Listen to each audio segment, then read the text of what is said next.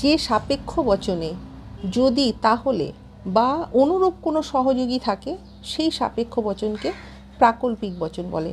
তাহলে এখানে যদি তাহলে এই হচ্ছে একটা সহযোগী থাকতে হবে, তাহলেই সেটা হচ্ছে প্রাকল্পিক বচন হবে। আমি একটা এক্সাম্পল দেব যেটার সাহায্যে তোমরা সেটা ভালোভাবে বুঝতে পারবে। যদি সূর্য ওঠে তাহলে অন্ধকার দূর হয়, তাহলে এখানে যদি, এই যে যদি সূর্য ওঠে তাহলে অন্ধকার দূর হয়, তাহলে আমি হচ্ছে যদিটা একটা হচ্ছে সহযোগী আর এখানে হচ্ছে তাহলে, তাহলে অন্ধকার দূর হচ্ছে, তাহলে এই দুটো হচ্ছে সহযোগী, এই সহযোগী দিয়ে প্রাকল্পিক বচনটা গঠন করা হয়েছে। আমরা তাহলে প্রাকল্পিক বচনের গুণটা কিভাবে নির্ধারণ করব, তাই তো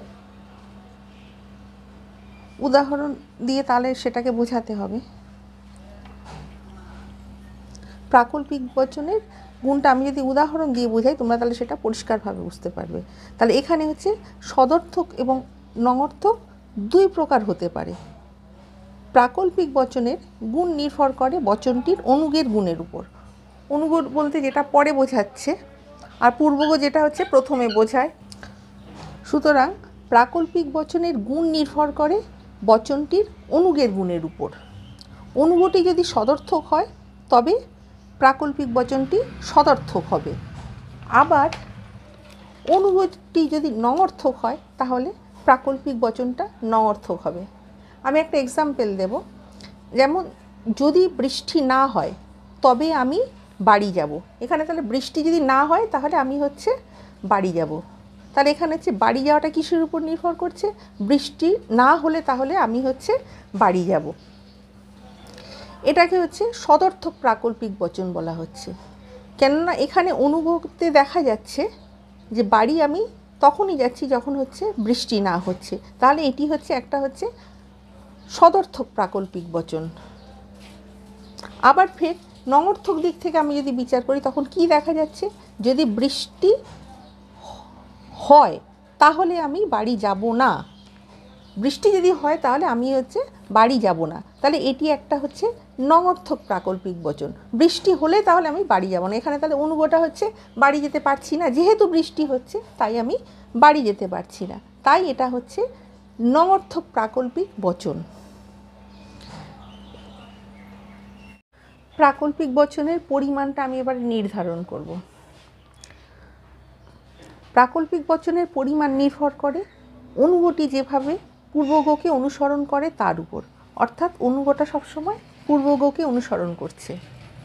অনুগটা যদি সবসময় পূর্বগকে অনুসরণ করে তবে প্রাকল্পিক বচনটি হয় সামান্য বা সার্বিক। যেমন আমি এখানে একটা এক্সাম্পল দেব, যদি সূর্য ওঠে তবে অন্ধকার দূর হবে,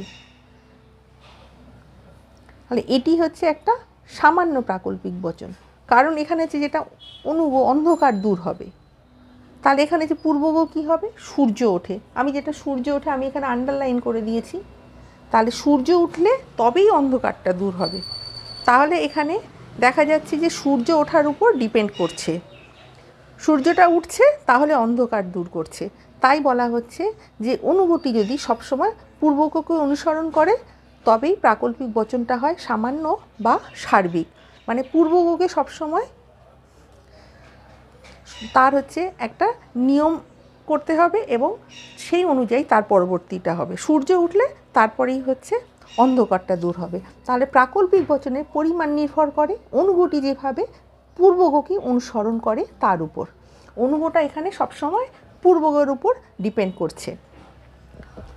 আবার আরেক দিকে দেখা যাচ্ছে যদি অনুগটি কোনো কোনো ক্ষেত্রে পূর্বগকে অনুসরণ করে তবে প্রাকল্পিক বচনটা বিশেষ হবে, আবার কোনো কোনো ক্ষেত্রে দেখা যাচ্ছে যে পূর্বগকে আবার ফের অনুসরণ করছে, সেখানে আবার ফের বলা হচ্ছে।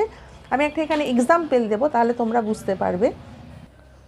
আমি যদি আরেক দিক থেকে আমি অন্যরকমভাবে যদি দেখি তাহলে কি হচ্ছে, যদি অনুগটি কোনো কোনো ক্ষেত্রে পূর্বগকে অনুসরণ করে তবে প্রাকল্পিক বচনটি বিশেষ হবে, তাহলে এখানে হচ্ছে অনুগটা কোনো কোনো ক্ষেত্রে পূর্বগকে অনুসরণ করে, যেমন যদি মেঘ করে তাহলে বৃষ্টি হবে, মেঘ করছে তাহলে বৃষ্টি হচ্ছে, এটি একটা হচ্ছে বিশেষ প্রাকল্পিক বচন, কারণ এক্ষেত্রে বৃষ্টি হওয়া, এখানে আমি যে ওখানে লাইন দিয়ে দেখিয়ে দিয়েছি, আন্ডারলাইন করেছি যে বৃষ্টি হওয়া এই অনুভূতি সর্বদা মেঘ করাকে অনুসরণ করে না।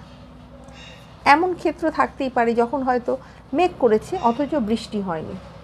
সুতরাং এক্ষেত্রে সবসময় ঠিক হচ্ছে না। বৃষ্টি হলেই যে তার আগে যে মেঘ করতে হবে, অর্থাৎ মেঘ হলেই যে বৃষ্টি হবে এরকম কোনো কথা নেই। তাহলে এই ক্ষেত্রে তখন দেখা যাচ্ছে যে বৃষ্টি হয়নি। সুতরাং এক্ষেত্রে মেঘ হলো অথচ বৃষ্টি হলো না। এই প্রকল্পের ক্ষেত্রে দেখা যাচ্ছে মেঘ করাকে কিন্তু অনুসরণ করেনি। সুতরাং এমন ক্ষেত্র থাকতে পারে যখন মেঘ করছে অথচ বৃষ্টি হয়নি। আমার ভিডিও তোমাদের ভালো লাগলে লাইক, কমেন্ট, শেয়ার এবং সাবস্ক্রাইব করতে ভুলো না। নেক্সট টাইম আরও একটা নতুন ভিডিও নিয়ে তোমাদের সামনে উপস্থিত হব।